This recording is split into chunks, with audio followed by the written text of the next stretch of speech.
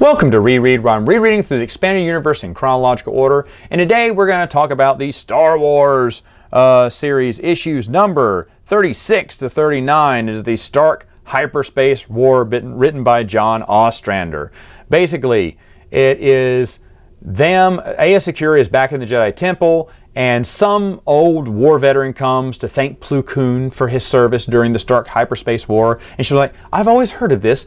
Could y'all tell me the story? And so it's story time as we talk about the Stark Hyperspace War. Now, this is mentioned in several books. I know Cloak of Deception mentions it a lot, and I think there's another mention of it somewhere, Stark Hyperspace. And I was like, wait a minute, didn't they do a comic book about that? Yeah, it was a prequel. It was all one big giant flashback.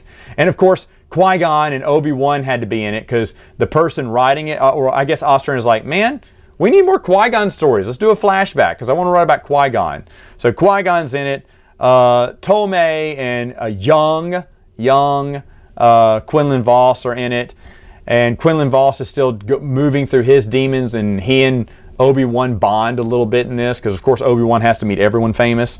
There's also Plo Koon in it, and the story is about him and his old master. It's a Wookiee called Tyvaka, I want to say is his name. At least that's kind of how it's pronounced for me.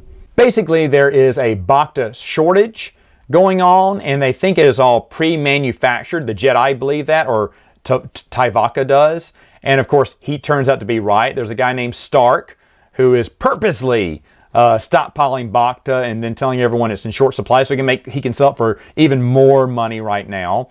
Of course, when the Jedi are onto him, he tries to betray them. In the battle, Tyvaka dies.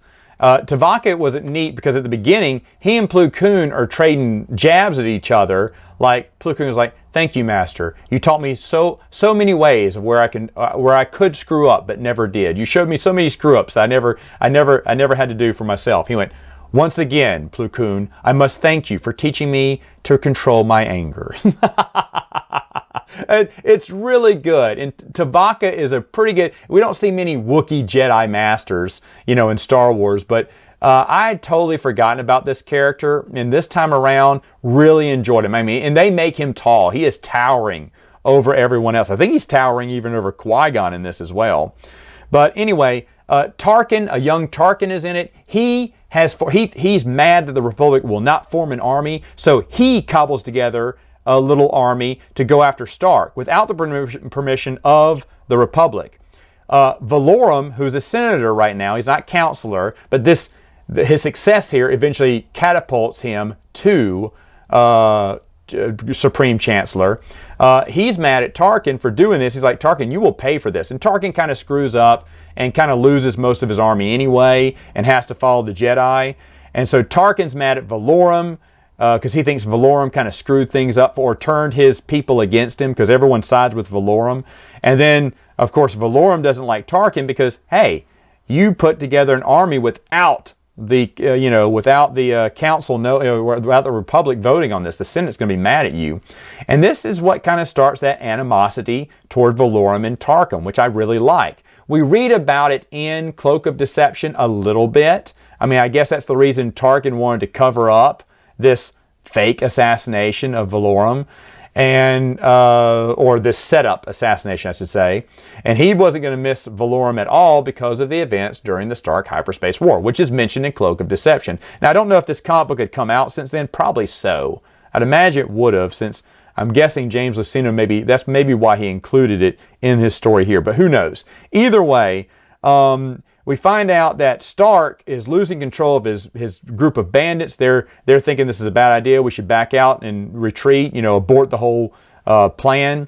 And Stark's trying to keep things together. Well, meanwhile, Plo Koon's been in his mind this whole time, and Plo Koon says, "Hey, look, you're losing everyone, man." We don't know about this till later. He basically betrays two people who are about to shoot, I think it's Qui-Gon and Obi-Wan, and he shoots them instead. And they go, "What?" He goes, "Plo Koon's been in my head this whole time, and he just made me a bargain. Like if I turn, if I give up and turn everyone in or whatever, if I surrender myself, then I'll get a little plea bargain. He said, I decided to take the deal.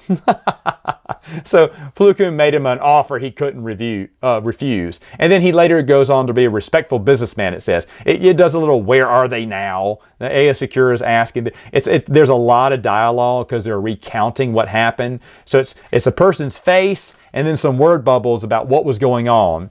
And this veteran was under Tarkin. He respected Tarkin. Tarkin only loved humans, as did he. But Plo Koon healed them. And Plo Koon offered, great sage wisdom during the battle. And he's alive because of Plo Koon. So he wants to thank Plo Koon. He bends the knee toward him and thanks him. Plo Koon goes, I'm just doing what any Jedi would have done. And, they say Tarkin went on to be, high up on his home planet of Eridu, and Council of Valorum, Senator Valorum became Counselor. And it just talks about, all these great things that happened to everyone afterwards. Newt Gunray became Viceroy because of, his part in the war effort. Even though he was in on it, at the last minute, he switched sides so he could get not convicted by the Senate.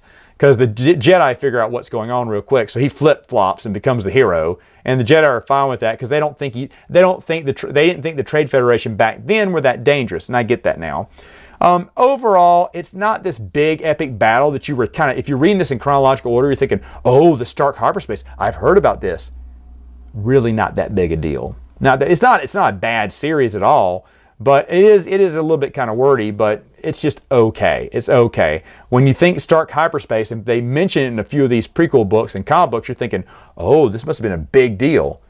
It was, I guess, but reading about it, not so big. All right, folks, that's it for now. See you next time.